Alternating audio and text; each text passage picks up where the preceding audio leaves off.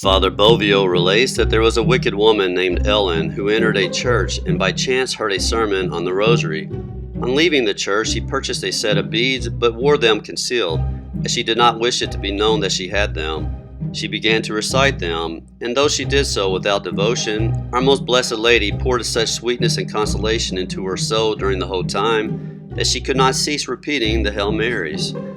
At length she was filled with such a horror for her wicked life that she no longer could find repose and was obliged to go to confession, and she accomplished this duty with such contrition that the priest was filled with astonishment.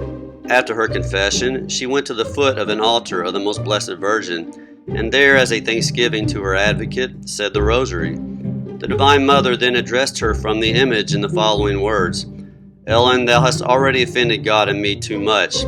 From this moment change thy life, and I will bestow a large share of my graces upon thee." The poor sinner, in the deepest confusion, replied, "Ah, Most Holy Virgin, it is true that hitherto I have been a wicked sinner, but thou canst do all, help me. On my part, I abandon myself to thee, and I will spend the remainder of my life in doing penance for my sins." With the assistance of Mary, she distributed all her goods to the poor, and began a life of rigorous mortification. She was tormented with dreadful temptations, but constantly recommended herself to the Mother of God, and thus was always victorious.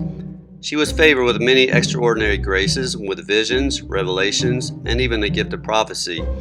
Finally, before her death, which was announced to her by Mary some days before it took place, the Most Blessed Virgin came herself with her Divine Son to visit her, and when she expired, her soul was seen flying towards heaven in the form of a beautiful dove.